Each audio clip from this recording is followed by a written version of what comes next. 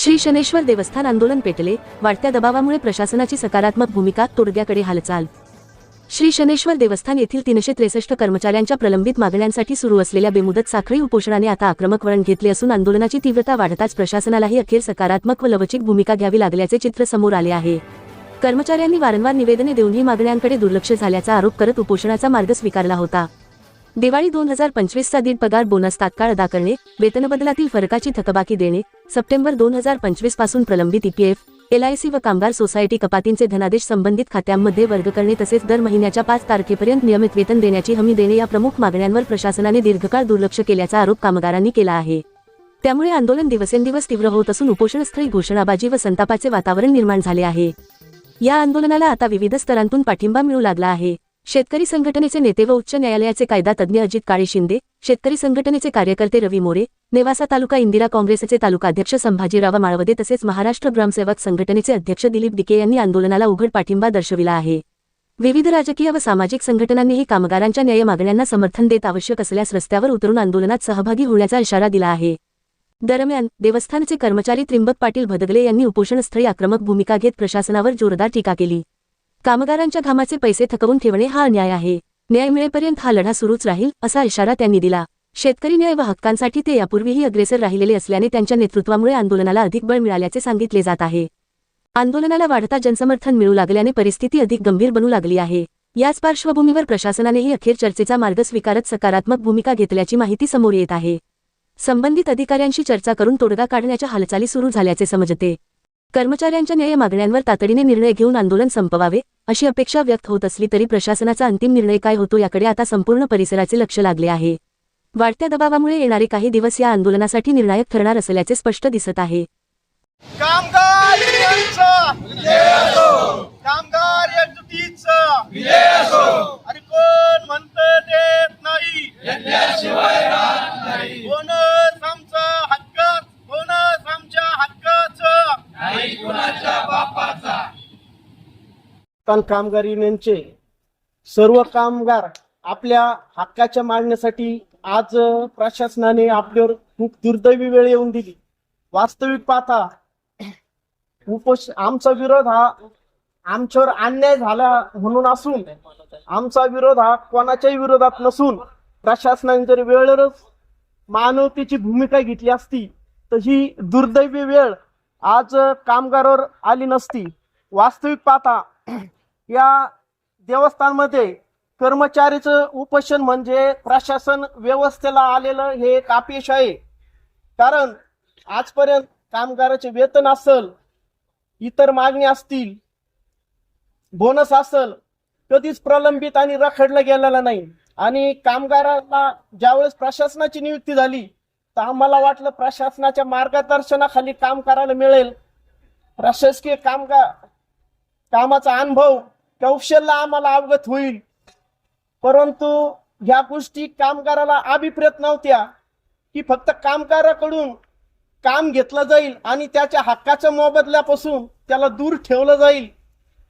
तरी कामगारांनी वारंवार विनवणी केला, वेतन संदर्भात असेल, बोनस संदर्भात असेल, तर कायदेशीररित्या प्रशासकीय विभागाकडे कामगार युनियननी वेळोवेळी मागणी करून सुद्धा ऐन दिवाळीच्या सणाच्या दिवशी सुद्धा कामगाराला बोनस देण्यात आले नाही।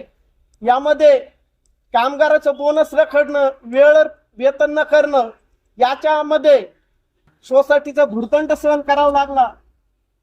त्याच्यानंतर पीएफचं असेल, वेगवेगळे व्याजाचं भुर्दंड सहन करून देवस्थानला सहन करावं लागलं आणि लागणार असून यामध्ये नेमकं प्रशासन आल्यानंतर देवस्थानचं कोणचं हित साधलं या संभ्रमात आज कामगार आणि भाविक पडलेले आहे। कारण आज वेतन वेळेवर दिल्या नसल्यामुळं, वेतन अनिश्चित दिल्यामुळं, वेळेवर दिल्या नसल्यामुळं आम्हाला कामगाराचे आर्थिक शोषण झालं, आर्थिक हाले अपेष्ट झाल्या। केवळ सणाला सुदीला दिवाळी दिला नसल्यामुळं दिवाळी सुद्धा साजरी करता आली नाही। का बा आमच्या चेहऱ्यावरील, आमच्या बायका पोराच्या चेहऱ्यावरील हसू हेरावून घेऊन प्रशासनाने नेमकं काय साधलं हेच आज कळायला मार्ग नाही। त्यामुळे कामगाराची भूमिका अतिशय शहाणपणाची आणि समंजसपणाची असून कामगारांनी सर्वप्रथम प्रशासनाला वेळोवेळी पत्र दिले का बुवा आमचा वेतन काय जे असेल बोनस फरक या वेळेवर पूर्ण करा. प्रशासनाला थोडी सुद्धा दयामाया आली नाही आणि शेवटी कामगाराची इच्छा नसताना सुद्धा प्रशासनाने निर्णय नाही घेतल्यामुळं ही आज दुर्दैवी वेळ येथे कर्मचारी आली असून येथे ही काय खूप चांगली गोष्ट नाही.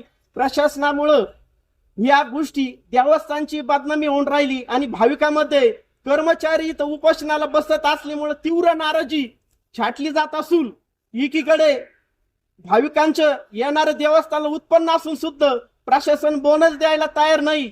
ज्या संस्था असेल जे क्षेत्र असेल त्या संस्थेत जर येणारं उत्पन्न असेल तर कर्मचाऱ्याला बोनस द्यायला काहीच अधिकार नाही. एकीकडे प्रशासनाने देवस्थानाला उत्पन्न असताना सुद्धा आणि वेतनाचा सुद्धा आर्थिक हस्तक्षेप केला. मग तुम्हाला एकीकडे पगार करता येतो आणि दुसरीकडे वेतन करता येत नाही का? ह्या भूमिकेमुळे प्रशासनाच्या दुटप्पी धोरणामुळे आज प्रत्येक कर्मचारी संभ्रमात असून प्रशासनाने आता कामगाराचा अंत पाहू नये.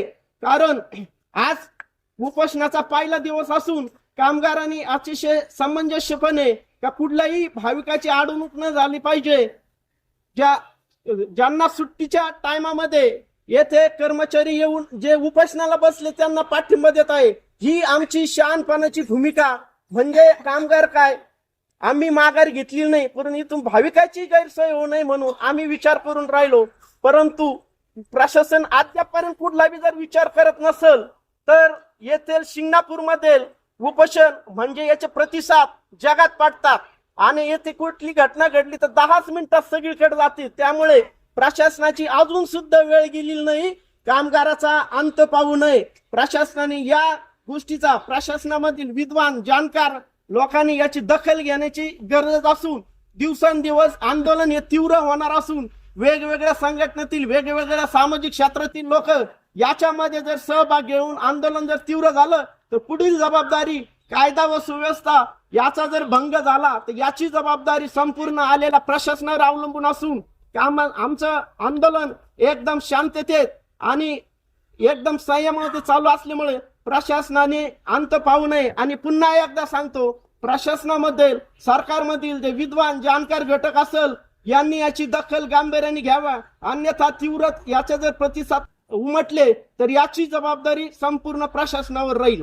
आणि कामगार युनियन आणि सर्व कर्मचारी आम्ही आमच्या मागण्याचे ठाम आहोत. जोपर्यंत आमच्या मागण्या मान्य होणार नाही तोपर्यंत आम्ही इथे उठणार नाही. त्यामुळे प्रशासनाने आमचा विचार करावा ही विनंती.